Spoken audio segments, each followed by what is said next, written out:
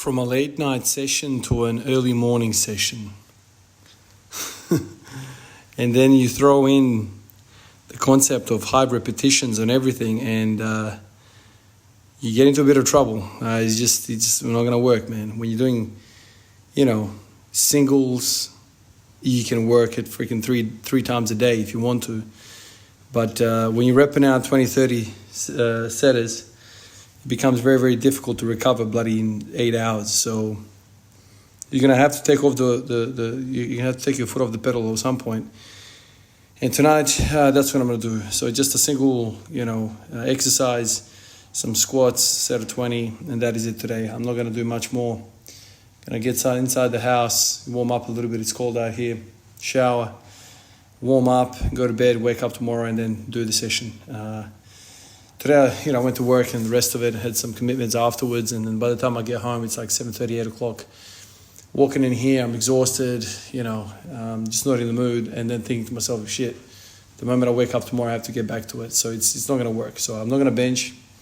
I'm not going to deadlift. I'm going to do just a moderate squats set, and then call it quits, and then go in the house and, rest up for tomorrow. Sometimes the life gets in the way, and I fully understand the guys that say to me, it's very hard to fit all this stuff in. Without a doubt, it is very hard to fit this stuff in, but I always say to you, man, put something on the board. Put something on the board. Don't go home with a 0, on the stat sheet. A single layup is better than nothing. And so I've always kind of had the opinion that, the muscles we train, the bones we train, ligaments, tendons we train as well, all that stuff is trained. But we often forget that the willpower, the mental side of stuff needs to be trained as well. And me coming in here, making the effort to put the shoes on, to put my gear on, come out here, load the barbell up, all of that also takes effort, and it takes training for the mind to be able to do that. It's so easy. It is so easy to do this stuff when you're going to set a PR, you feel great or whatever. It is, you're in a Ferrari driving down the freaking beach. Of course that's easy, dude. What's not easy is trying to crank your car in a cold morning and it won't turn on after 20 starts. No air conditioner, you're going to work, and you have to work outside in the winter. That's hard work, man. That is not easy. The dude in the Ferrari rolling by, that dude's got it easy. He's already done the hard yards, or has he? I don't know how, his life went on, but that's the easy stuff. And that's how I think about all this stuff. It's not easy to come out here when you know it's not going to be an amazing session. It's hard to get going and motivated for that shit, man. I don't want to freaking do this stuff. I get nothing out of it. When's the last time you did something and you expected nothing out of it? I ask you that.